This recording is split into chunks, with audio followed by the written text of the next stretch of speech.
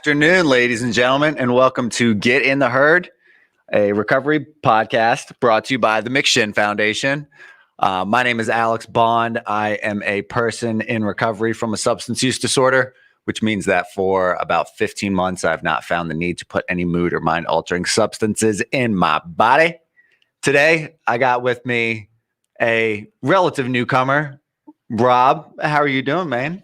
I am doing great. I'm Robert, grateful recovering addict, and I am very grateful and excited and joyful to be here today. We're very happy to have you. Rob is one of the most positive people I've ever met in my entire life, and it is I don't know, it's just a real treat to have you around and see you giving back fruitfully. I think that's really one of the major assets is when you walk into a room, you've got a bright smile and it's frankly infectious. So I kind of wanted to know, like, just off the rip, what brought you into recovery and what brought you into recovery this time? What brought me into recovery is I wanted to use a lot of drugs to hide a lot of feelings I'm coming to realize over the last many of years. And I tried to get help 8 different times, and I got help for other people. I wanted to make everybody else happy, or I just wanted them to think I was done with using, or I just did it for gratification at that moment to see them or whoever happy to say, hey, I'm not using. But this go around, I hit a place in my life where I didn't want to live no more. I hated everything. I hated everybody. And I went to a place that I thought I would never go to in my entire life. And I still had a bunch of stuff to me that was success, material items. And I've learned those material items I thought that was success meant nothing to me.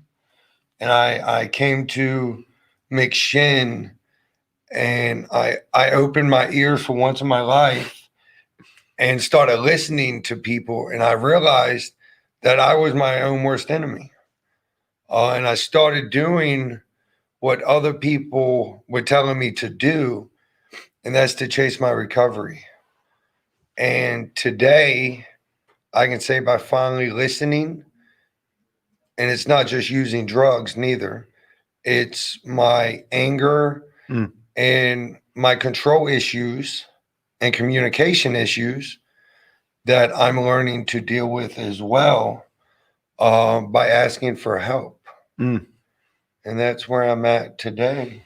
It's beautiful. You touched on a lot there. And you know, one of the takeaways that I hear you say is that this is your 8th time attempting to get clean. 9th. I'm 1 for 9. 1 for 9. Okay, so this is your 9th time now. Yes. And you seem to be in a lot better spirits. You've mentioned that your motivation is for you and not for other people.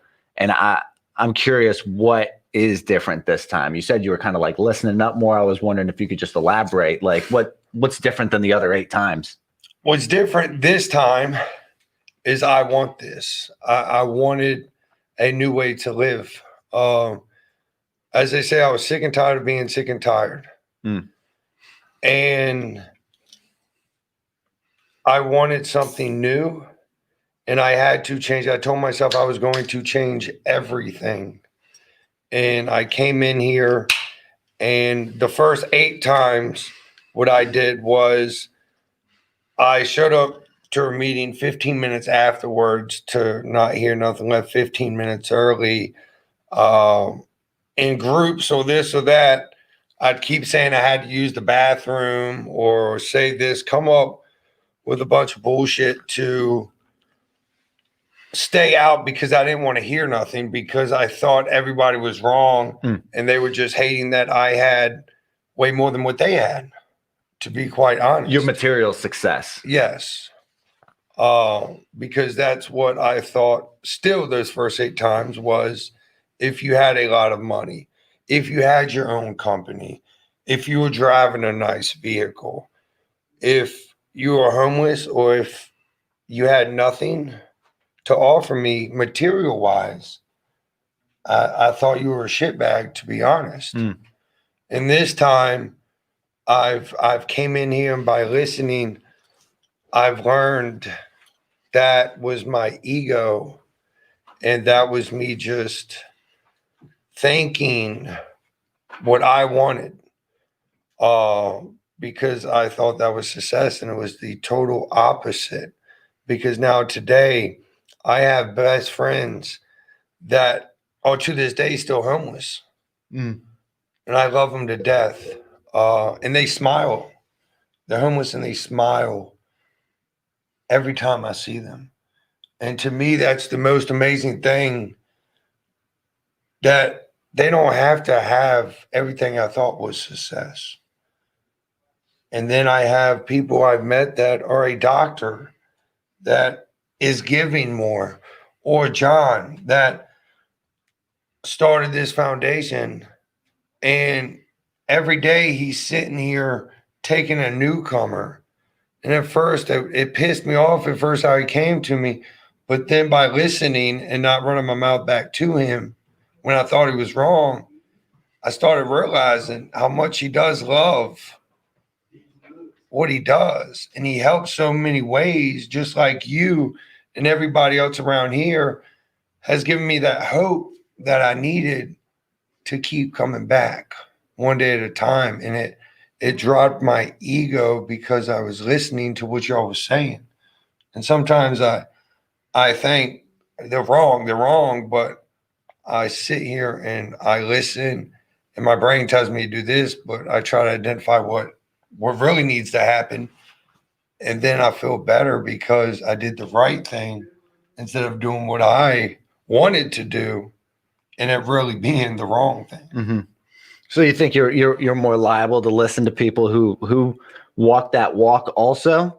Because you were kind of saying that, like, it pissed you off initially, but because you're used to being the loudmouth, the one that's right, the one that's kind of so when that happens to you, you got kind of pissed off until you realized there was some truth in what he was saying. Exactly. Me personally, I wanted control of every situation, even after the drug stopped and I wasn't using. I still wanted control. If you said this, I wanted control of what you were saying because you were wrong still, and I was right. But it was insane.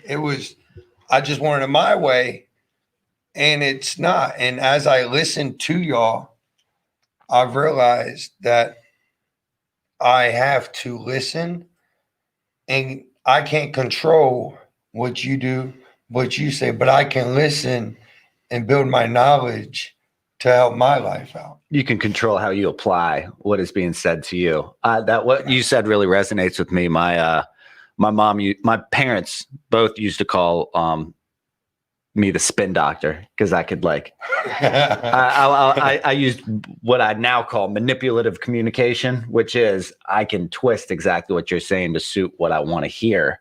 And now I do that, but it's for good. You know what I'm saying? Where I can find more gold in what people are saying than more ammo to prove to them that I'm right.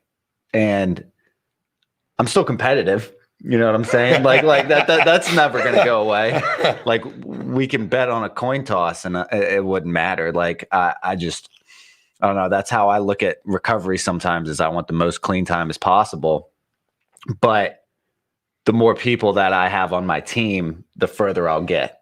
I think what they say is, if you want to go fast, go alone. If you want to go far, go together. Yeah. And I think that is a really, that's a good piece.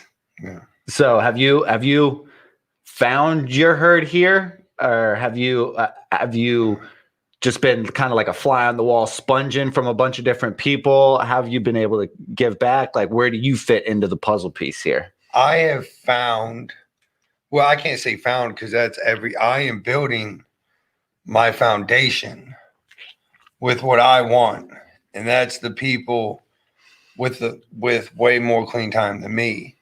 because I've seen what I've seen, what they have. They didn't get it overnight. They got it in 38 years or 25 years or 12 years. So what I've been building on my foundation is what I want in life now. And it's not the vehicle driving. I want to be the best father. Mm-hmm. I want to be the best husband. I want to be the best man I can be, the best friend. And that's by putting what I want in life. And that's picking the people that are on my foundation so I can get there by listening to my herd that I have now. But it changes because daily, if I see something I want, I chase my recovery like I chase my dope, as they say. Mm-hmm. So if I'm sitting there and I hear a hope shot that I need to talk to that person, I get the phone number. I go talk to the man because that's what I put my life as men now that are going to strengthen me over time, that have been through the same stuff. I've heard them share and they've been through what I've been through. So I'm able to open up now and talk more, unlike I used to. How has this affected your non-recovery life? I say non-recovery life in meaning that like stuff that isn't completely recovery centralized, say like your relationships, like with your wife. I know that like it's not always easy learning how to be selfish in a way of selfish for your recovery. And the best way to be selfish in your recovery is to be selfless. So I guess the root of my question is, how has that process been like learning how to be selfish in recovery? I'll tell you. How has it affected your relationships? It's actually been a very positive at first. And there's negatives and positives, but the negative is a negative positive at this time. Because of course, for so long, they finally grasped that I was doing recovery just for bullshit to try to get back in their favorite. Just to make them happy. Yeah, and they grasped that and learned that. Mm-hmm. And this time when I said I was going to change, I went all in. And when I was here, I had weekends, 2 hours a week that my family could come down. And honestly, I just wanted to see the old lady, but I didn't want to be selfish and see. And over the couple weeks that I got to see him, and of course, before that, being clean, I've noticed the change now. Because at first they were mad. They didn't think this. They didn't think that. They thought I wasn't going to make it. Because of the previous times. Because of the previous times. Because me and my mother, I've really never had a tight relationship. I didn't want a relationship with her because she always called me on my bullshit and she'd tell my family like this or that, and it pissed me off because I'd be like, you're wrong, but she was really right. But this time, me and her have built an amazing relationship now that we talk, and I listen to her. And I don't listen to everything she says, but I listen to a lot of stuff she says. But then, like on Christmas, we were sitting here the day after Christmas because this year I wasn't home to buy nice gifts. And one of my mentors. Because you were here. Yes, I was here. One of my mentors, recovery coach Nathan, actually he does a lot of podcasts. Mm-hmm. He told me, he said, hey, we're not doing a group tomorrow morning. We're doing cookies. And I thought to myself, like, yes, we get to skip a group. We don't have to do nothing in the morning, because I was going through feelings that I was missing my kids because I hear everybody buying their gifts still. And I was a little down about it. But that next morning when I came in here for the cookies, to eat the cookies, I started making a design on the cookies, and it felt great. And I was like, man, this feels good, because what I started doing is 2 people in this facility, I just started like doing a cookie for them. And then they had Christmas. Nathan brought a bunch of Christmas cards, and I was just going to put Merry Christmas and just send it to everybody. Well, then when I broke the card out, I started writing, and it felt so good that it all hit me that it was a little thing I was doing. I was sending a Christmas card with my feelings, how I felt, to say Merry Christmas and how thankful and grateful I was of each family member. And I broke down. That was the first time I actually broke down, realizing I'm grateful for these small things. I didn't have to buy nothing big this year. I got to give my family a card, all of them a card, and seeing their smiles on their face. And then that next morning, even with COVID, my grandmother and grandfather came down. She's the most beautiful in the world, woman in the world. And besides Jessica, you know what I mean? Both of them, the most beautiful women in the world. But it was, I'm used to being there and everybody being so obnoxious. I thought they were obnoxious and loud because they wouldn't shut up or ask me if I'm doing okay or if I'm back doing this, and it was quiet. And I just kept talking to them. I'm like, well, y'all are freaking me out now because we don't need an intervention because I'm not using drugs. So what's going on today? And I started doing a feelings check on each member of my family in the room. And what came back to me from everybody, basically, like my grandma said, that was the best gift she's ever had in her entire life. And to me, living the life that she's lived, it's like, it made me think, like, I didn't give you nothing. But then me working on me has made her the happiest woman in the world. And then going around and hearing the family members when I was going through the feelings check, it made me realize how much I'm working on myself being selfish and doing the right thing, and they're seeing it because I haven't called them because I was ashamed to call them this time. And hearing that just, man, I'm doing my thing now because I don't have to call and tell anybody about my recovery. Mm-hmm.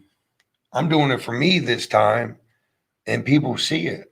And it makes me, you know what I mean? It makes me very grateful that I'm actually being the person I should be and not have to use drugs.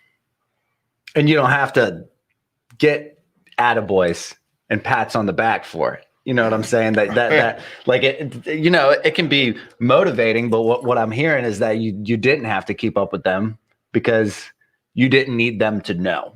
Yeah. You know what I'm saying? You were doing it for you. Exactly. Is kind of what I'm hearing. Exactly. That's a beautiful story, man. Thank you. Thank you. That's really sweet. I think, Rob, I think you have an innate knack for this thing. I feel like, at least this time around, there's a certain spark, and I think it shines in that story that you were saying is like, looking back on it, people knew when I was lying to them. I was just delusional to the fact that I was getting away with it, right? Yeah, exactly. So like when I look back on it, I'm like, they had to have known that I was doing this or that, and I thought in the moment that I was like getting away with it, but now I don't have anything to hide.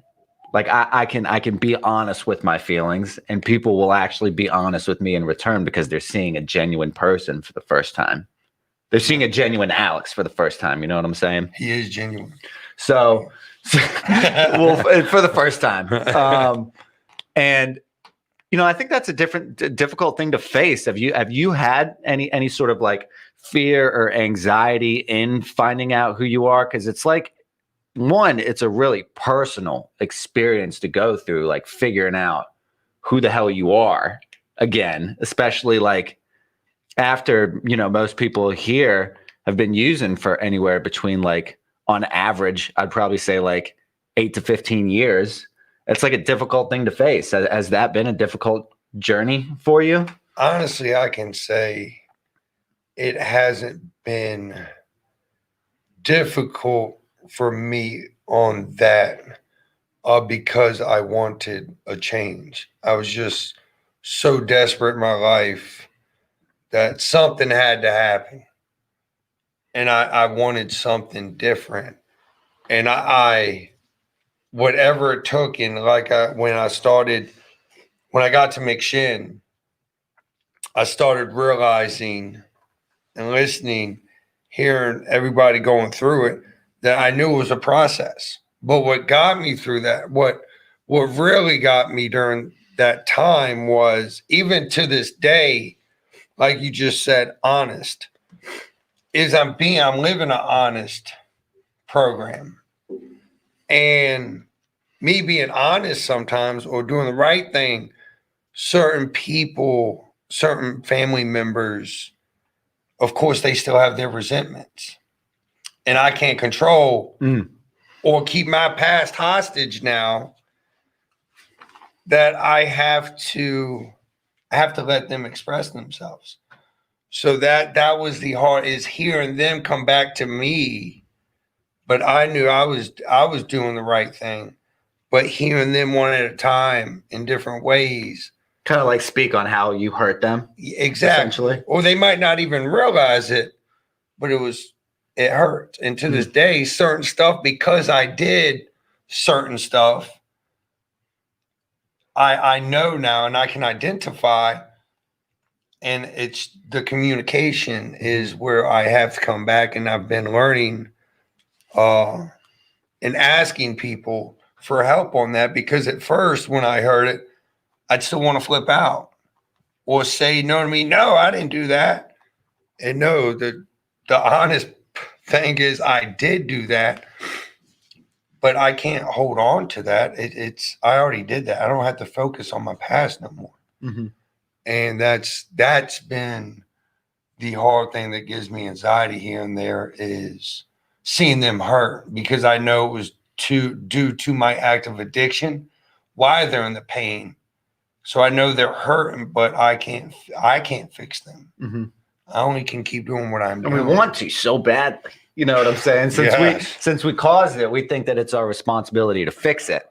I think a lot of times, and especially in early recovery, we kind of start getting this stuff back, and then we kind of expect it to all come running back to us, and saying, like, not saying you're doing this at all. It's at least something that I did was, I'm clean. Can I get my life back now? And it doesn't happen overnight. I think you said that earlier.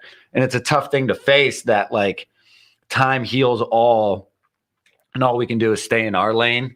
And eventually those things will come back to us if we continue to put in the work. And I want to ask you, you mentioned that these are things that you did, but you're an active addiction. What is that line where there's a difference between personal accountability and your substance use disorder doing the talking?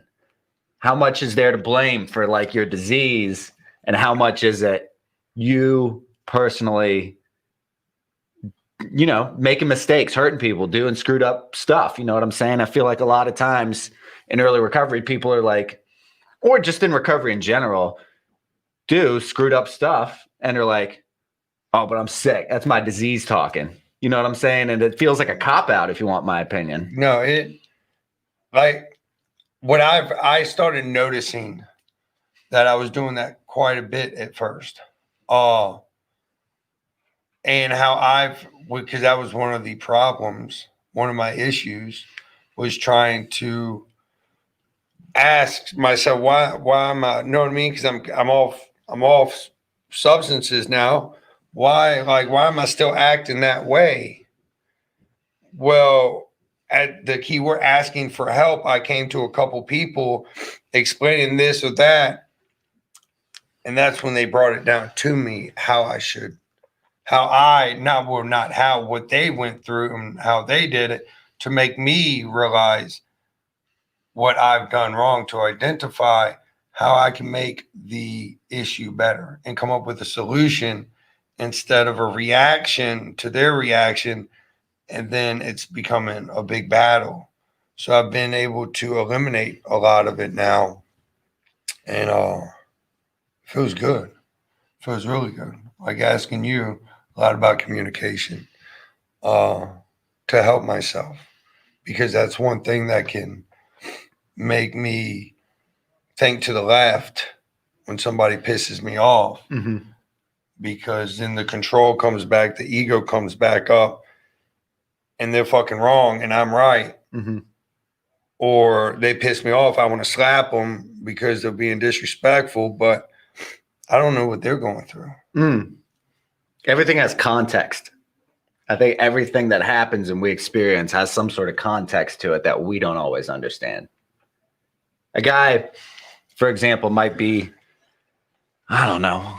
I'm not going to go down in the hypothetical rabbit hole too much, but I do think that there is always a context in something. And when you talk to me about communication, one of the things that I think you're really, having a grasp on in this recovery journey is the ability to ask a question, get an answer, then apply it. A lot of people get an answer and they store it. And then what I've seen you do throughout, I think you're probably like 40 days here, something like that. Yeah. 40, within the 40 days you've been here, ask a question, get an answer, and then immediately put it into application. Not just store it for later use for when you need it, but go out of your way to apply something that you've learned. And I think that's a really impressive skill to have, especially to do it that promptly. We had a question that I guess partners in healthcare asked. How did you hear about McShin? Honestly, I'm gonna guess jail. Well, ding, I could be wrong. No, you hit it on point. But I honestly said, my mother-in-law, she's got 19 years clean, and I was telling everybody because I was honestly gonna sit there because I was so miserable and just write it out because I just wanted to die inside. And I started thinking and having some experiences and some hope from other people when I made phone calls that made me realize I really do need help. So I was talking to her and I wanted to go somewhere different. I know I'm not going to say the other places or other place that I've tried to get help with or from, but I said, I want a place that's going to help me get through this, and none of those places. And she did the research and came back up with this program. Then this is your mother-in-law with 19 years? Yes. Okay.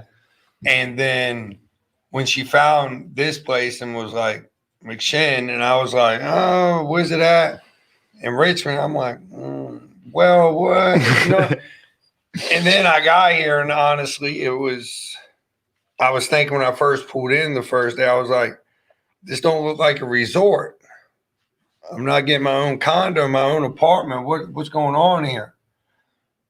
And then I didn't have a big cafeteria, and I'm like, whoa, this is definitely not the right place for me. You're telling me I got to cook my own food? That was like, what? We're paying, and I got to cook my own food. But the structure is what really helps. And it started when I started hearing it and people around here. And I realized, well, I didn't realize, Joyce told me, everybody here is recovering addicts. Right when I walked in the door, people were giving me hugs. And it made me feel. And they're the same people that worked here. Yes. And that's what was like, wow.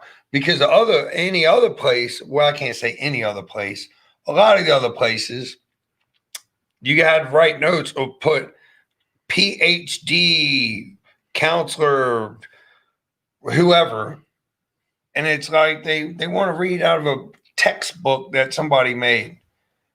And here when I heard that, it was like, at first, wow, they're addicts too. They're not just getting paid a bunch of money because they went to school. So it made me feel a little bit more comfortable. And then the house leader gave me a hug. Can I help you? And I was like, can you help me? And I was like, okay. And then he cooked me fried chicken that night. And I was like, man, like, okay. But it made me realize I'm grateful for little stuff. And I started just paying attention more and coming over here. And then they gave me a job to do trash. And I was pissed off, very pissed off. That was like your chore Yes, around the a chore, church. because Okay. we do chores to the discipline and structure. And I was like, why did you give me the shittiest job? Like, why do I gotta do trash? But then I started realizing, because everybody's recovering addicts, and they're great for recovering addicts too, that I was starting to meet my connections in front of me. And that's when I took what I talked to other people about: get phone numbers. Okay, well, they're addicts too. I'm going to start here because I feel comfortable. So I got phone numbers here. And any other place wouldn't give me a phone number of the doctor. No, you just go back to your display. You just go back here, go back there. But then I actually felt comfortable I could call them. And I called them. And then I started calling them more, where they blocked my phone call probably by now. You still hit me up But every day. I do. It's awesome. I love it. And they wouldn't block me. I love talking to all of them. They love talking to me, I think. But no, I still call them every day. And they've helped me. And that made me see, like, they care. And then while doing the trash, that was such a shitty job, by the way, I realized, and it started clicking. I'm meeting people. I'm getting one-on-one time. I'm learning about them, what they've been through. So I started connecting dots of what I want in life from them. And I knew who I could go to. So when I had a problem, I could go to the person and say, hey, look, I'm experiencing this right now. I want to slap the shit out of this person. What am I doing wrong? Mm. And they tell me their experience, strength, and hope in it. And I was able to realize what I needed to do. And that was with other situations as well. If it was a family issue, if it was with my kids or legal or this or that, I found while doing that so-called shitty job, I thought, that I built a lot of tools during the time of doing it. And I fell in love with doing the trash. Fell in love every day. Hey, can I take the trash? Because a different door was open almost every day coming through the building. So I was able to talk to everybody. And then throughout the day, getting to know them. Hey, how you doing? Boom. And I built a relationship that way. And then it made it more comfortable to get other numbers from other men as well. That's perfect, man. Because like what I'm hearing you say is that you got to build a connection, a one-on-one connection with people, who were like you, but had different experiences, so that if you're dealing with something, say you had a marital problem, you could communicate with one person about that. Say you were having a problem with another participant, you could communicate with a different person about that. So since different people around the church have different experiences, you knew who you could talk to about different experiences. Because you guys would have shared that one thing. As well as other things. But, it's kind of like we got this Rolodex in our head, and I'm like, oh, I know so-and-so has experience with this, so I should talk to them about it. Instead of just expecting, a small handful of people to solve all my problems for me. Yeah. It's at least like a collection of people who can help each other out. I think that's really cool. What sort of experience do you have that you can use to help the next addict? Well, that's where now I've noticed a shift change, because me working on myself through here, newcomers and other people in recovery would come to me and ask me certain stuff when I shared.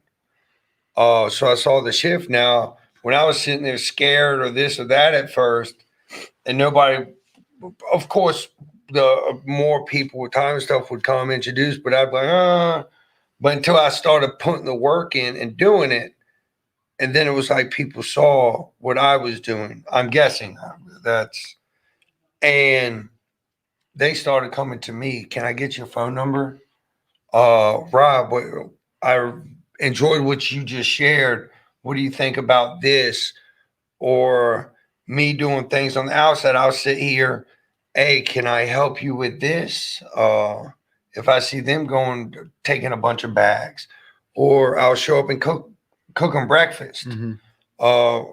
I give everybody hugs, and I go, if fun and recovery, because I realized with John and Cricket, you, Nathan, and stuff, that y'all will go out of your way to do this, something fun.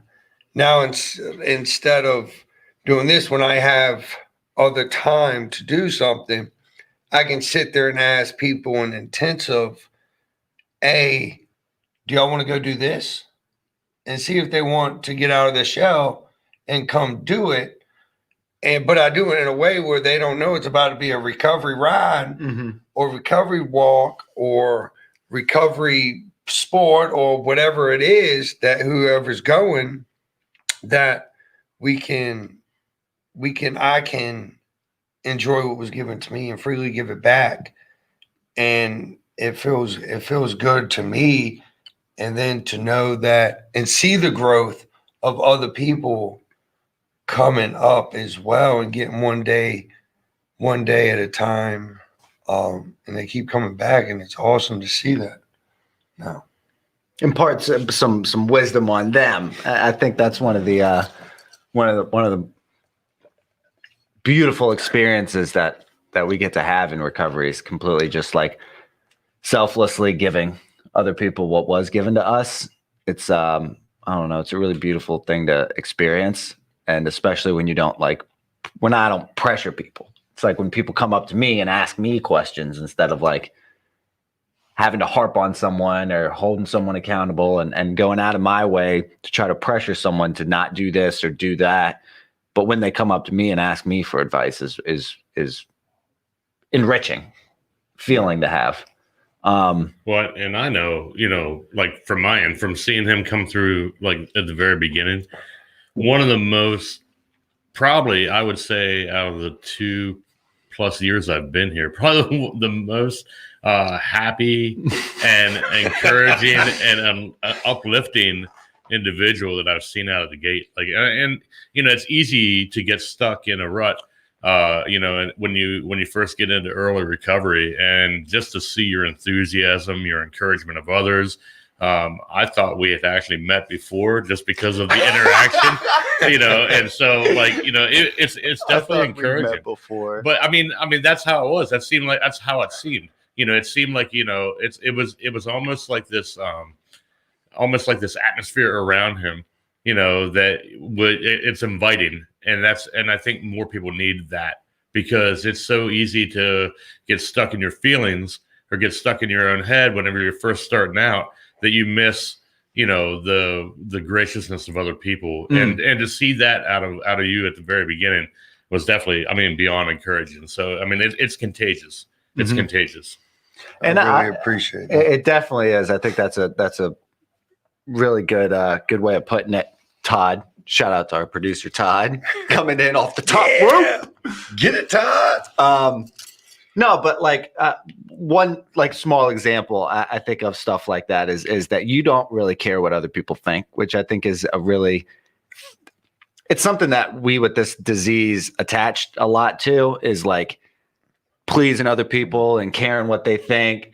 And since I've met you, you've always, it doesn't matter if it's a NA meeting or an AA meeting, or it's just a recovery support group, or being on this podcast, I think you do it. You always go, I'm grateful recovering addict named Rob, every single time without fail when you have something to say. And you don't care what other people think. I've seen other people kind of snicker, but I think that's because they don't have the courage to do what you do sometimes. Is that something that you've always felt, or Why do you always introduce yourself as a grateful recovering addict named Rob? Well, I heard a couple different people. Because first, I'm very grateful, and all day, every day, I do my gratitude list, my 10th step, to remind myself where I was and where I don't want to go back. Mm-hmm. And I'm grateful to be me today. And before this, I wouldn't say I'm grateful of anything, and I damn sure wouldn't say I'm grateful. My name's Rob, but today I can say and love myself and be fine with being a grateful recovering addict, and being with the people that are my family now, because during this process, I've met so many people and know so much.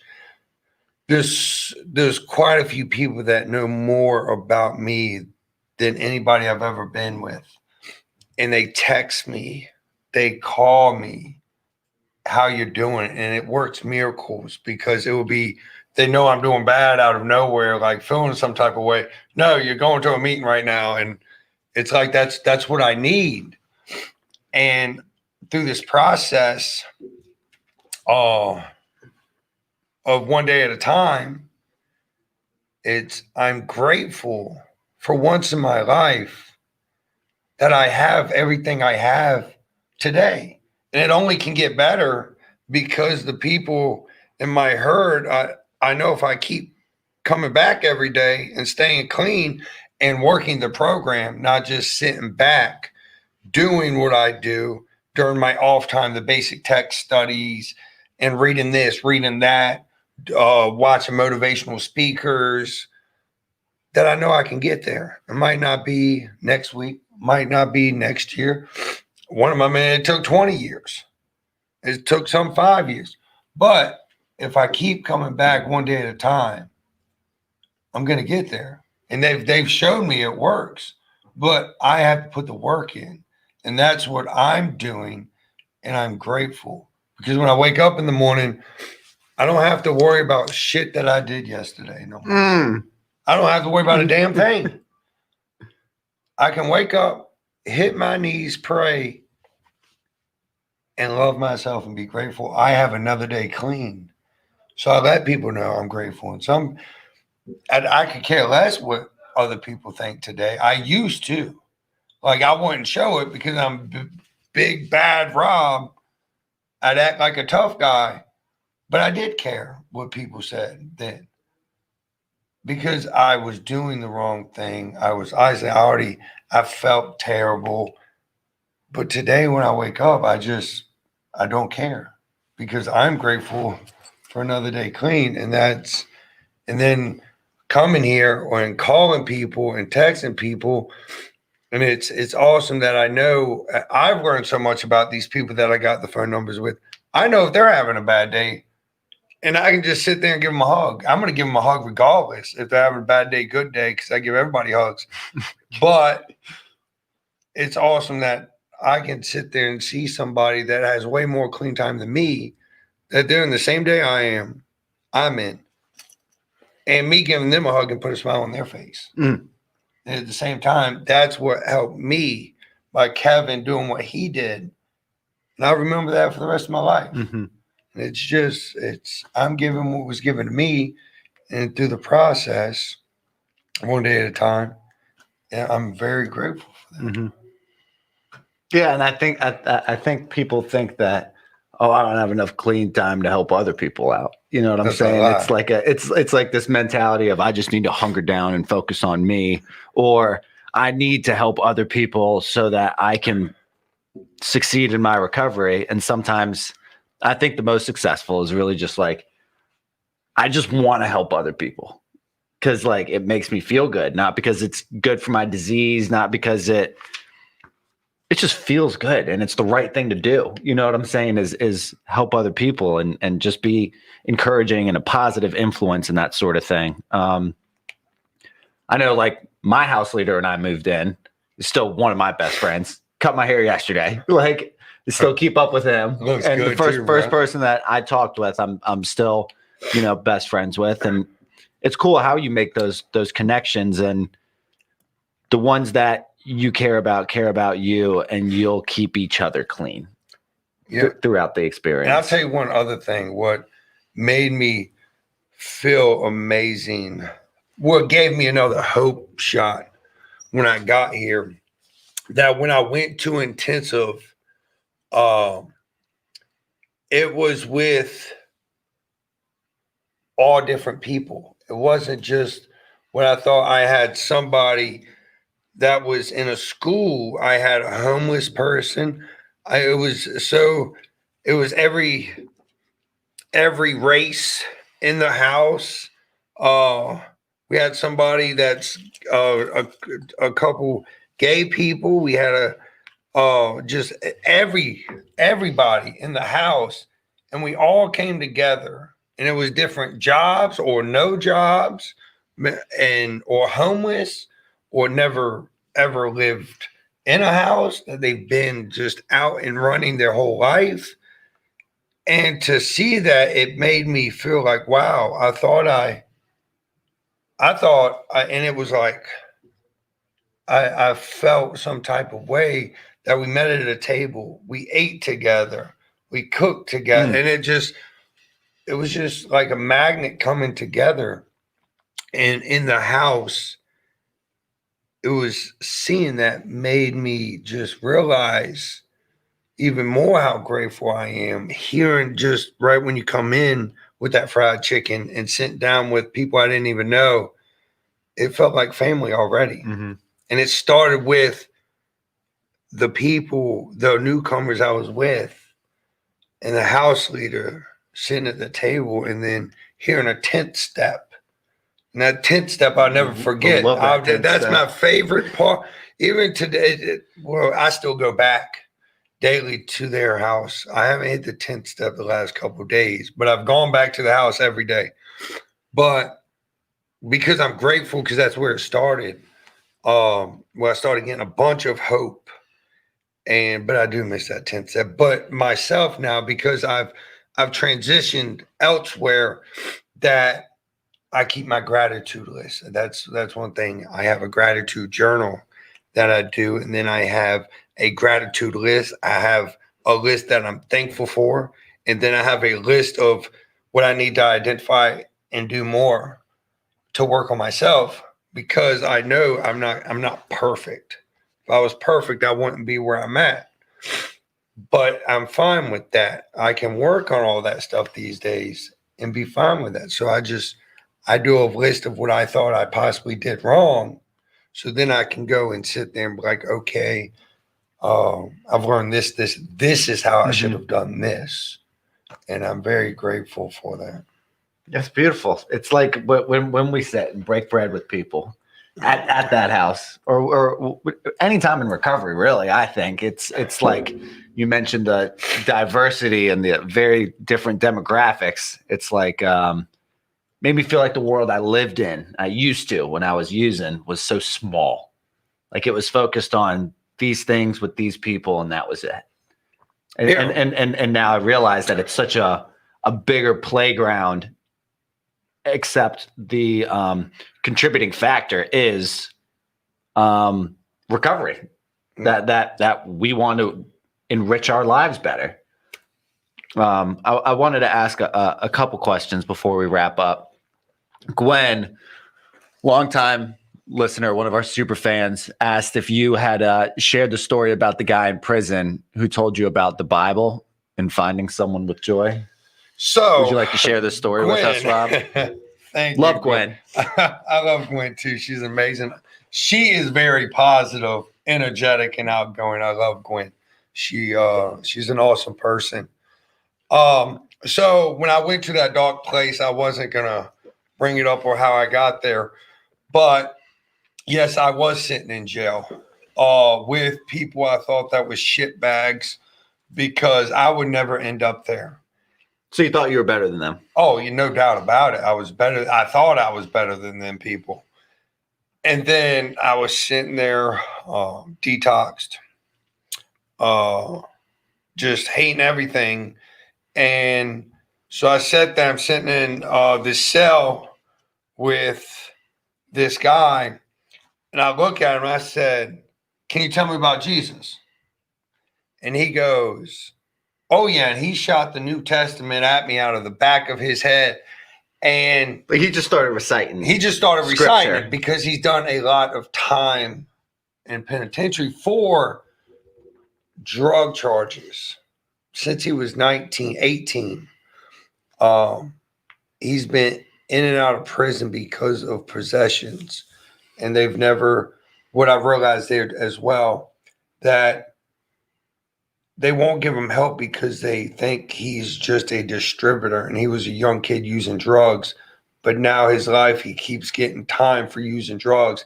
And he tried different programs, but because of a charge he had, they won't give him the help that he needs. But besides that, he recited the New Testament in the back of his head. And he told me, he said, Rob, I'm going to the way other side that they're going to put me in.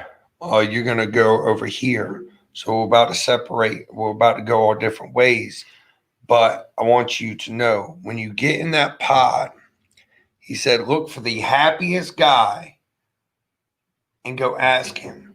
So I was sitting there and I was like, oh, I don't know if I can do this. But I was feeling so miserable and I had these experiences already that I had a little bit of hope that I got in there.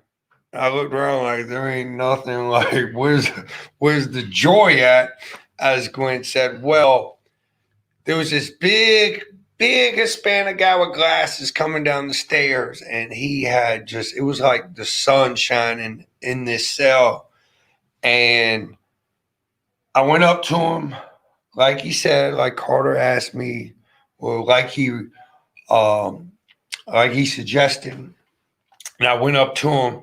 I said, hey, can you, and I felt weird at first, like, can you tell me about Jesus? He said, hold on 1 second. And he went and came back and gave me a Celebration of Recovery Bible. And it was like, how does this guy know, like, this is what I need? So during the rest of the time, I got to sit there and read more and more and more, because in the jails right now, everything's closed due to COVID, so you can't get help for nothing. They say every excuse is COVID, COVID. So he gave me that, and it was like, it was a spiritual awakening that I was having. Like, it was just a shit, like, wow, how did he know I needed this? And then I started doing Bible studies and this and that, and I am where I am today. And then I got here, and then I met Walter, which is one of my biggest mentors as well. And he runs the Sunday bondage on the spirituality on Sundays for McShin, and breaking the bondage of addiction. Breaking the bondage of addiction, to be exact. And he gave me so much hope in this and that. And of course, I found God, and he baptized me a couple weeks ago, and my grandma was able to be there. Everybody was there, and it was just an amazing time. And so it's almost like that experience was the foundation for the foundation of your recovery. Oh, no doubt about it. No doubt about it. That's beautiful. It's been an amazing journey. And it keeps going. So the last thing I wanted to ask before we wrap up, Rob, is you mentioned one day at a time. Famous, I think ultimate recovery motto, cliche maybe, but cliches are those for a reason. How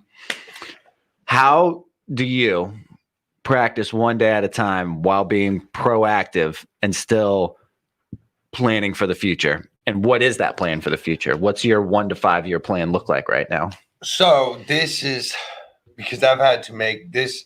This was one of my big, like, one of the things that was really getting to me. Because at first it was just one day at a time. I didn't think nothing else but today. Because anything else would stress me, because then I'd think about the past, where I think about this, think about that. I'd get overwhelmed. How am I going to not use forever? Exactly. Yeah. Because I used to put those reservations and all this. But I stuck to one day at a time. And then as I started finding myself,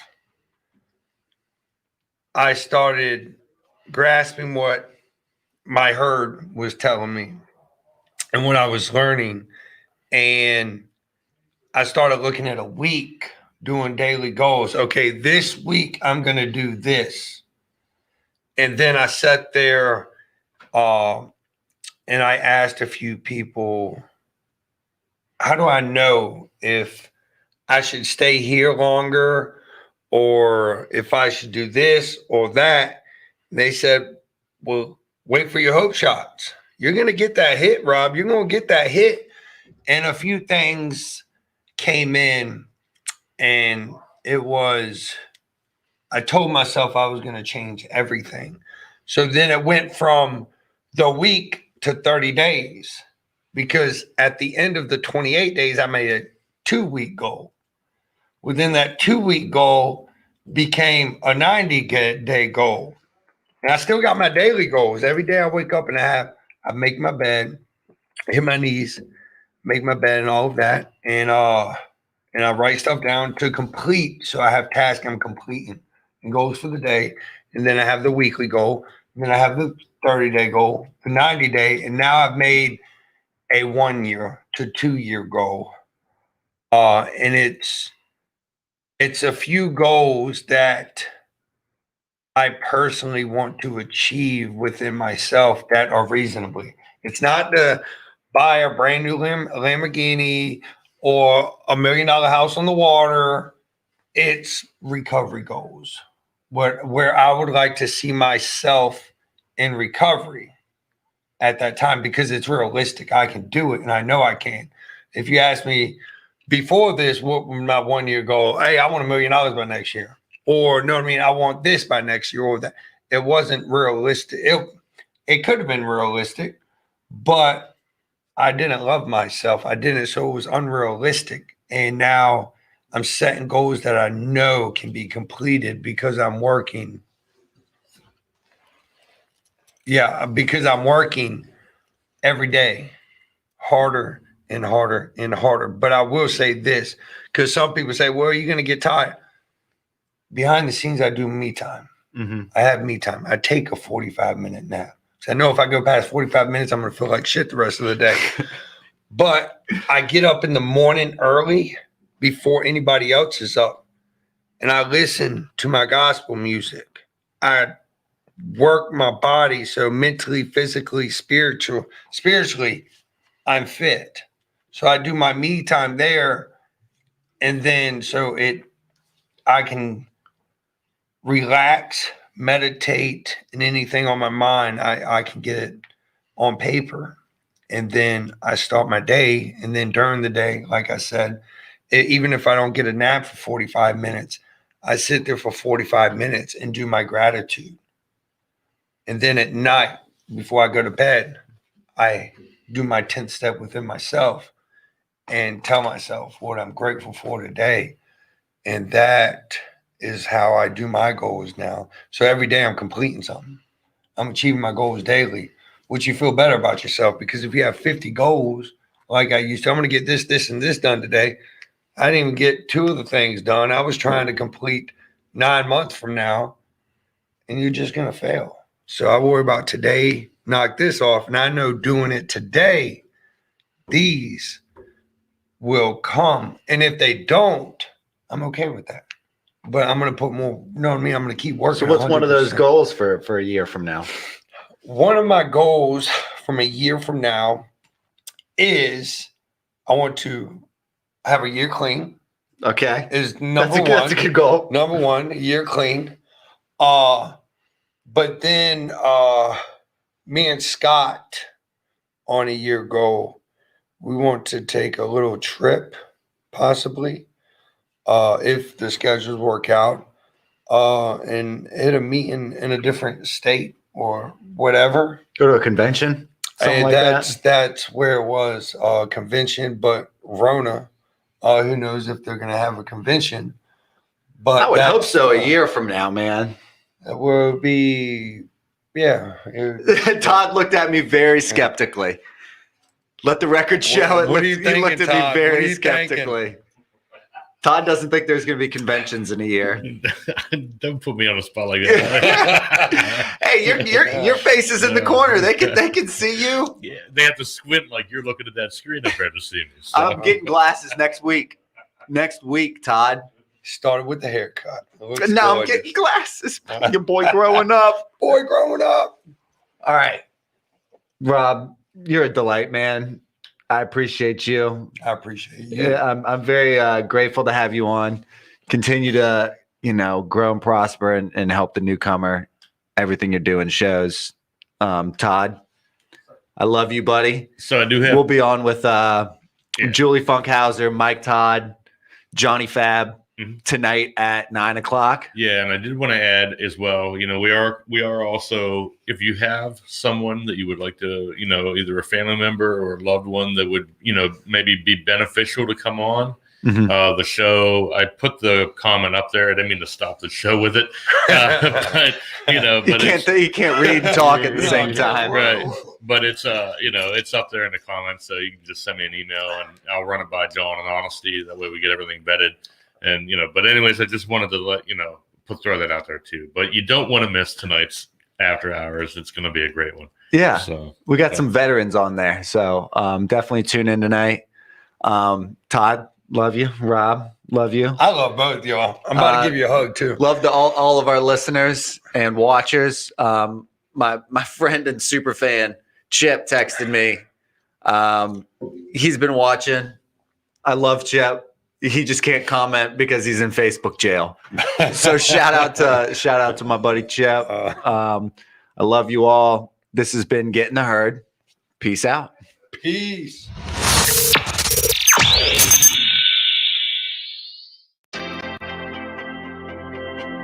Here at McShin, we believe in the McShin way, which is authentic recovery support service providers, people with lived experience, bringing that experience to those who need that lived experience in recovery. Here at McShin, we believe in many things to support our mission. We believe in women empowerment. What I love most about what we believe here at McShin is we believe in the authenticity of the peer-to-peer approach. Here at the McShin Foundation, we believe in giving people opportunity. Here at McShin, we believe in the inherent worth and dignity of every person.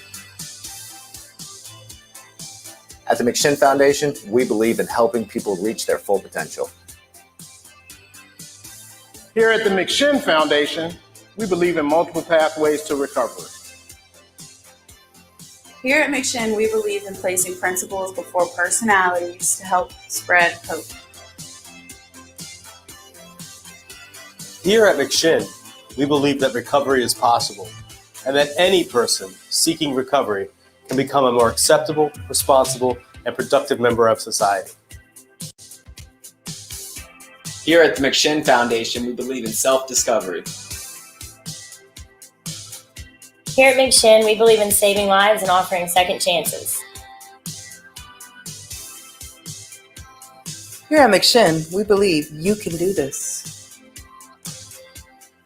Here at the McShin Foundation, we believe that we can only keep what we have by giving away, which is why we continue to help others like us seek and find recovery.